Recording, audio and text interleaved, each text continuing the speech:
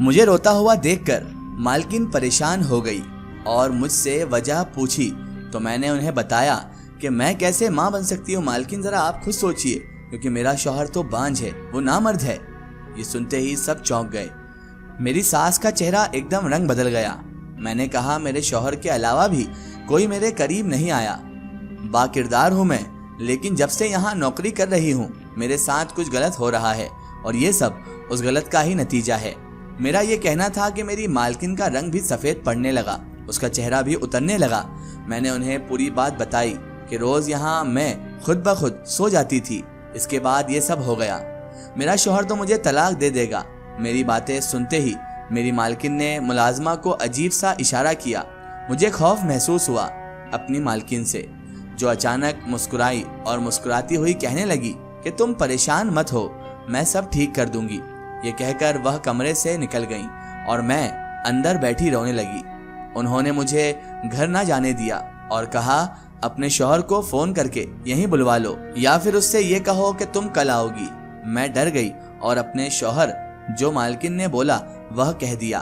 तो ये देखकर मुझे शदीद झटका लगा कि मेरे शौहर ने मुझे कुछ ना कहा और बोला अच्छा है वहीं पर रुक जाओ, कोई बात नहीं, मैं अकेला रह लूंगा आज। मैं मजीद परेशान हो गई। शाम को वही डॉक्टर दोबारा आया और मेरा दोबारा चेकअप करके ब्लड सैंपल लिया और बाकी काम करके चला गया। मैं कमरे में अकेली थी। एक बार फिर मुझ पर नींद का गलबा तारी हो गया और मैं सो गई। अगले दिन डॉक्टर ने DNA टेस्ट किया और उसकी रिपोर्ट दी तो मेरी मालकिन की आंखें फटी की फटी रह गई और फिर उन्होंने कहा, वह सुनते ही मेरी जान निकल गई, क्योंकि वह DNA तो मेरी मालकिन के शौहर का था। मेरा नाम सुरैया है। मैं अपनी इकलौती खाला के साथ रहती थी। मेरे माँ बाप नहीं थे और मेरी खाला का भी मेरे अलावा कोई नहीं था।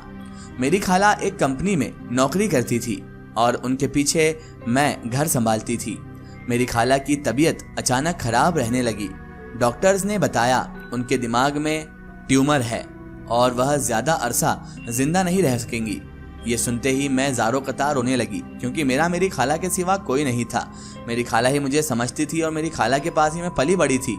तो मुझे बहुत सुनकर झटका लगा, क्योंकि उन्होंने मुझे माँ का प्यार दिया था और मैं उन्हें माँ ही समझती थी। जब मैंने ये सुना तो मैं ज़ारो कतार रोने लगी और मेरी खाला को मेरी फिक्र भी लग गई। उन्होंने अपने किसी कलीग के सामने सारा मसला रखा और उन्होंने मेरा रिश्ता अपने किसी दोस्त से लगा दिया, जिसे ना मैं जानती थी ना ही मेरी खाला। मेरी खाला जो जिंदगी के आखिरी दिन गिन रही थी, आखिरी दिन जी रही थी, उन्होंने रिश्ते के लिए हाँ कर दी, क्योंकि वो जानती थी कि उनका इस दुनिया में कोई भी नहीं है मेरे सिवा और उनके बाद मेरा क्या होगा वो ये भी नहीं जानती थी। इसलिए वो जल्द से जल्द मेरा रिश्ता तय करके मुझे ब्याह देना चाहती थी, ताकि उनके सर से ये टेंशन हट जाए और मैं अपने घर की हो जाऊं। उसके बाद भले ही वो अपने मौत को गले लगा ले। बहरहाल उन्होंने रिश्ता तय कर दिया और रिश्ते के लिए हाँ कर दी और मेरा निकाह सादगी से कर दिया गया। जिससे मेरा निकाह हुआ वह शख्स बहुत अजीब था।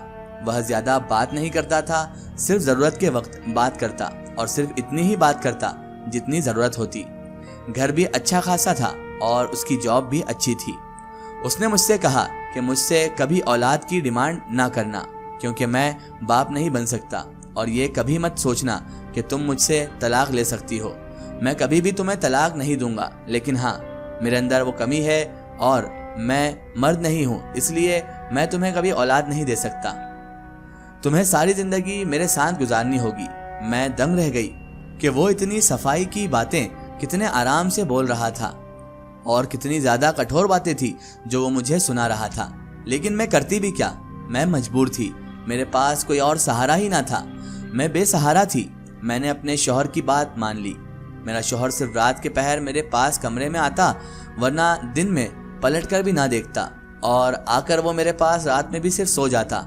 ना वो मुझसे कोई ताल्लुकात बनाना चाहता था, ना ही हम दोनों के बीच मियाँ बीवी वाला रिश्ता बचा था।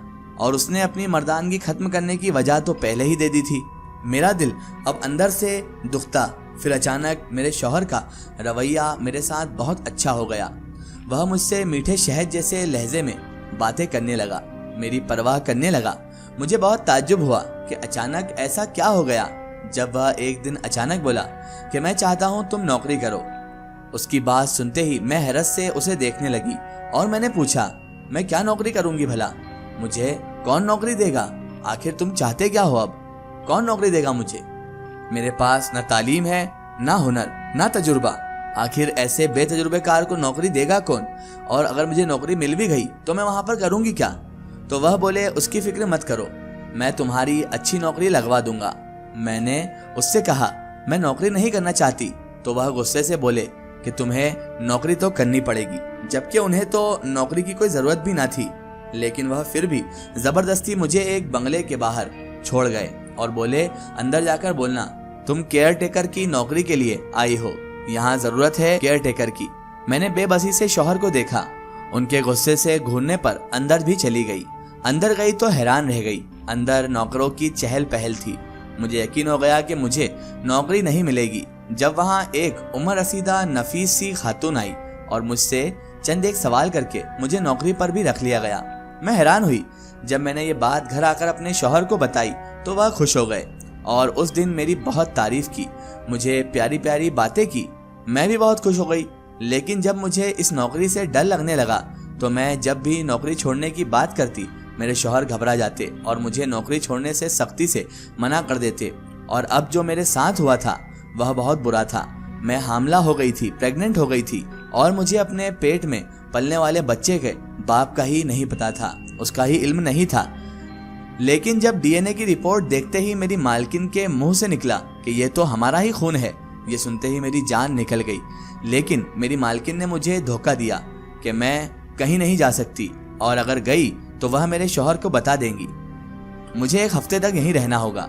मैं बुरी तरह खौफजदा थी, कहीं मेरे साथ कुछ बुरा ना हो जाए। लेकिन यहाँ रुकना भी मेरी मजबूरी बन गई थी। 2 दिन गुजर चुके थे, फिर मेरी मालकिन मुझे जाने नहीं दे रही थी और हैरत अंगेज तौर पर मेरे शौहर को भी एतराज ना था। मैं कमरे में आंखें बंद करके लेटी हुई थी। मेरी मालकिन ने मुझे बेड से नीचे कदम रखने से मना कर दिया था। मेरे बराबर में रखा मेरा मोबाइल बजा। देखा तो अनजान नंबर था। मैंने फोन उठाया। फोन की दूसरी तरफ मेरी पड़ोसन थी। उसने मेरी खैर खैरियत पूछी। उसके बाद उसने जो बात मुझे बताई, मेरे ऊपर पहाड़ टूट गया। मैं बिस्तर से उठी और जल्दी से बाहर निकली। मुलाजमा मुझे रोकने लगी, लेकिन मैं बाहर निकल आई।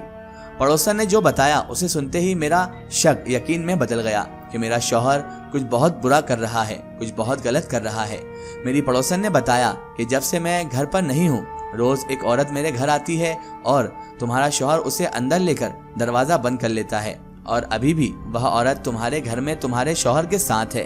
ये सुनते ही मेरे पैरों तले जमीन खिसक गई। मुझे यकीन नहीं हो रहा था कि मुझे अपनी नामर्दानगी बताने वाला मेरा शौहर किसी और औरत को लेकर अपने घर आ रहा है। मुझे कुछ समझ नहीं आ रहा था कि आखिर मेरे साथ ये सब क्या हो रहा है। इसकी आगे स्टोरी हम देखेंगे इसके अगले पार्ट में। दोस्तों, अगर आप भी अपनी जिंदगी की कोई सच्ची कहानी या सच्ची घटना हमारे चैनल से शेयर करवाना चाहते हैं और आप चाहते हैं कि आपकी स्टोरी भी माय स्टोरी बुक चैनल से शेयर हो, तो आप हमें हमारे फेसबुक पेज पर कांटेक्ट कर सकते हैं और अपनी स्टोरी वहां पर हमें बता सकते हैं।